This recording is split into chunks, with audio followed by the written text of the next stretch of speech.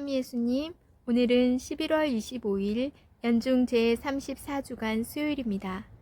독서와 복음 말씀 봉독하도록 하겠습니다. 성부와 성자와 성령의 이름으로 아멘. 제1독서입니다. 요한 묵시록의 말씀입니다. 나 요한은 크고 놀라운 다른 표징이 하늘에 나타난 것을 보았습니다. 7 천사가 마지막 7 재앙을 가지고 있었는데 그것으로 하느님의 분노가 끝나게 될 것입니다. 나는 또 불이 섞인 유리 바다 같은 것을 보았습니다. 그 유리 바다 위에는 짐승과 그 상과 그 이름을 뜻하는 숫자를 무찌르고 승리한 이들이 서 있었습니다. 그들은 하느님의 수금을 들고 하느님의 종 모세와 어린 양의 노래를 부르고 있었습니다. 전능하신 주 하느님, 주님께서 하신 일은 크고도 놀랍습니다.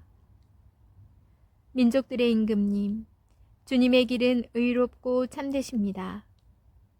주님, 주님을 경외하지 않을 자 누구이며 주님의 이름을 찬양하지 않을 자 누구입니까?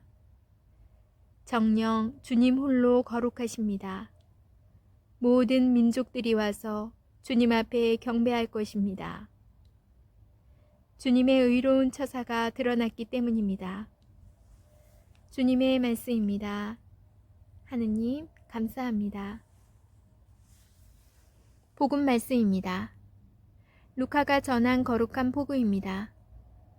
그때 예수님께서 제자들에게 말씀하셨다. 사람들이 너희에게 손을 대어 박해할 것이다. 너희를 회당과 감옥에 넘기고 내 이름 때문에 너희를 임금들과 총독들 앞으로 끌고 갈 것이다. 이러한 일이 너희에게는 증언할 기회가 될 것이다. 그러나 너희는 명심하여 변론할 말을 미리부터 준비하지 마라. 어떠한 적대자도 맞서거나 반박할 수 없는 언변과 지혜를 내가 너희에게 주겠다. 부모와 형제와 친척과 친구들까지도 너희를 넘겨 더러는 죽이기까지 할 것이다. 그리고 너희는 내 이름 때문에 모든 사람에게 미움을 받을 것이다. 그러나 너희는 머리카락 하나도 잃지 않을 것이다. 너희는 인내로써 생명을 얻어라. 주님의 말씀입니다. 그리스도님 찬미합니다. 잠시 묵상하겠습니다. 우리는 세례 때 악과 악의 행실을 끊어버리고 하느님과 예수 그리스도를 믿는다고 고백합니다. 참다운 신앙인은 이 고백에 맞가진 삶을 살아가야 합니다. 그저 마음과 생각만으로 믿는 것이 아니라 악을 버리고 선을 따르는 행동으로 믿음을 표현해야 합니다. 또한 믿음은 개인적인 차원에만 그치지 않습니다. 믿음을 가진 이들은 공동체 안에서 함께 믿음을 표현하며 살아가야 합니다. 하느님을 향한 개인적 믿음의 표현이 고백이라면 공동체 안에서 이웃이나 다른 이들을 향하여 믿음을 표현하는 것은 증언입니다. 이렇게 증언은 믿음을 고백하는 하나의 방법입니다. 예수님께서는 믿는 이들이 경험하게 될 박해에 대하여 말씀하십니다. 신앙인들은 예수님의 이름 때문에 사람들에게 미움을 받고 믿음 때문에 환난을 겪고 죽음까지도 감수해야 합니다. 그런데 이것도 신앙인들에게는 증언의 기회가 됩니다. 우리는 죽음을 넘어 영원한 생명을 희망하고 그것에 믿음을 두기 때문입니다. 증언은 중요합니다. 우리는 신앙의 선조들이 전해준 증언을 통하여 하느님과 예수님을 알 수 있었고 또 우리의 증언으로 다른 이들에게 주님을 전할 수 있기 때문입니다. 증언은 입으로만 하는 것이 아니라 구체적인 실천이나 행동을 통하여 이루어집니다. 박해를 겪은 많은 신앙의 선조들 또한 그들의 신앙을 우리에게 이런 방식으로 증언합니다. 고백과 증언은 신앙의 핵심적인 요소입니다. 개인의 고백을 넘어 공동체 안에서 믿음을 증언하는 것은 신앙인의 과제입니다. 그에 필요한 언변과 지혜는 주님께서 마련해 주실 것입니다. 아멘. 성부와 성자와 성령의 이름으로 아멘. 오늘은 제가 오랜만에 밖에서 촬영을 하게 되었어요. 그래서 정말 한 10분, 20분 차이로 굉장히 어두워지고 기온이 뚝뚝 내려가는 게 느껴지거든요.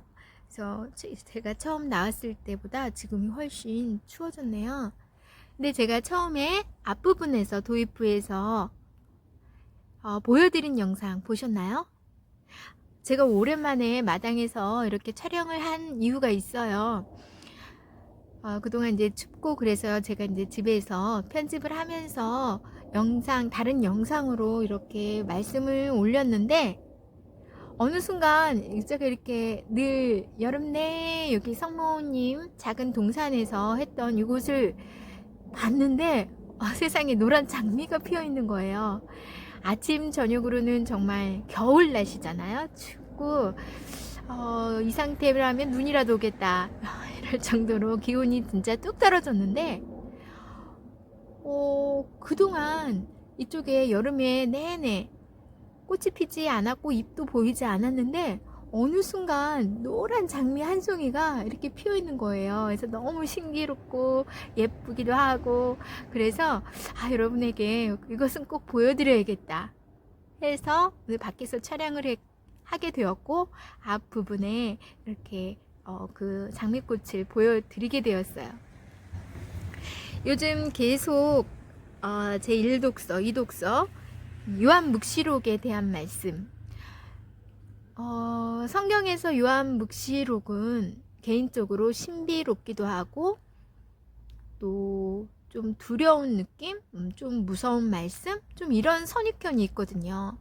왠지 심판, 그리고 지구 종말, 또 마지막 날, 뭐 이런 느낌으로 다가오기 때문에 좀 그런 선입견이 갖게 되지 않았나. 그런데 요번에 이 묵시록을 묵상하면서 꼭 그것만은 그렇게 느낄 것만 아니었구나 라는 거를 그 고정관념이 깨지게 된 것 같아요. 그 안에서 희망이 있고 더 새로운 또 무언가가 있음을, 또 주님께서 우리를 위해서, 주님을 따르는 이들에게는 우리를 위해서 늘 준비해 주시고 뒤에 백그라운드로 주님만 믿고 가면 정말 든든하구나, 그런 느낌을 많이 받았던 것 같아요. 그래서 저 장미꽃을 보면서도 이렇게 추운 날씨지만 경이로운 모습으로 성모님 아래에 피어나는 장미처럼 주님 옆에만 있다면 그 어떠한 추위, 고난이 다가와도 저렇게 아름답게 내가 다시 태어나고 피어나고 살아갈 수 있겠구나 라는 생각이 들었습니다. 점점 밤이 추워지는데 따뜻하게 지내시고 또 건강 유의하시고, 또 요즘 나오는 이 묵시록 묵상하면서 나는 과연 나중에 오른쪽에 갈 것인가 왼쪽에 갈 것인가 잘 판단해 보시고 좀 더 주님의 오른쪽으로 가기 위해서 지금 이 순간 내가 무엇을 해야 하나 묵상해 보시는, 그리고 그것을 실천할 줄 아는 주님의 자녀들이 되시기 바랍니다. 전 내일 다시 만날게요.